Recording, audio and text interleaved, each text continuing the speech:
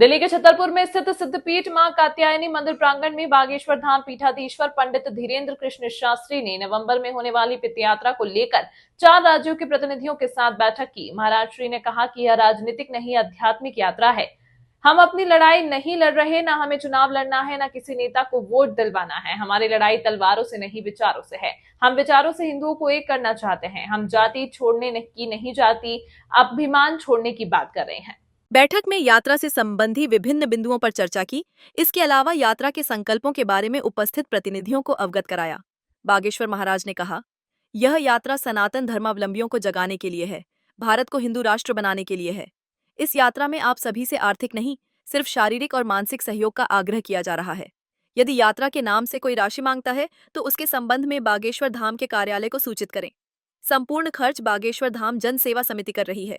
श्री बागेश्वर बालाजी और श्री बांके बिहारी मिलन सनातन हिंदू एकता पदयात्रा दिल्ली से वृंदावन धाम, जो 7 से 16 नवंबर 2025 तक दिल्ली से वृंदावन धाम तक आयोजित की जाएगी। इस बैठक में साधु संत और 4 राज्यों दिल्ली, उत्तर प्रदेश, हरियाणा और मध्य प्रदेश के यात्रा के विभिन्न दायित्वों का निर्वहन करने वाले कार्यकर्ता उपस्थित थे।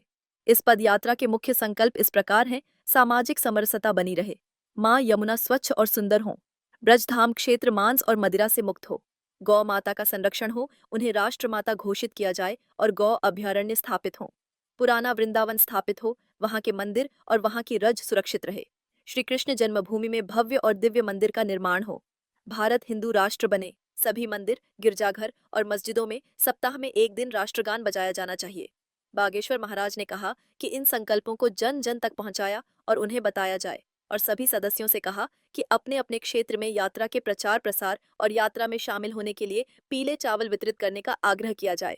उन्होंने कहा कि यह पद यात्रा देश की भौगोलिक स्थिति को बदलने वाली होगी। हम अपनी लड़ाई नहीं लड़ रहे। हमको ना तो देखो नेता बनना है, ना किसी पार्टी को वोट दिलाना। हमारा एक ही ध्येय है, हिंदू बच जाए।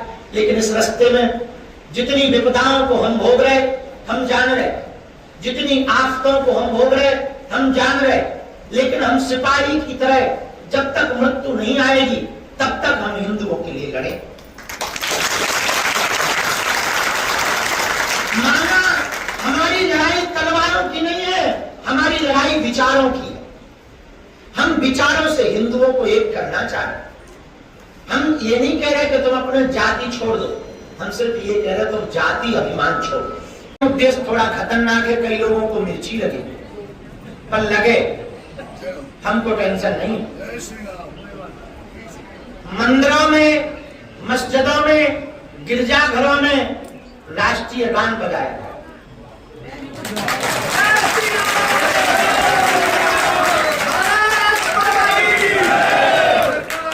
भले ही सप्ताह में 1 दिन बजाया जाए, लेकिन बजाया जाए ताकि देशभक्त देशद्रोही सामने लाया जाए।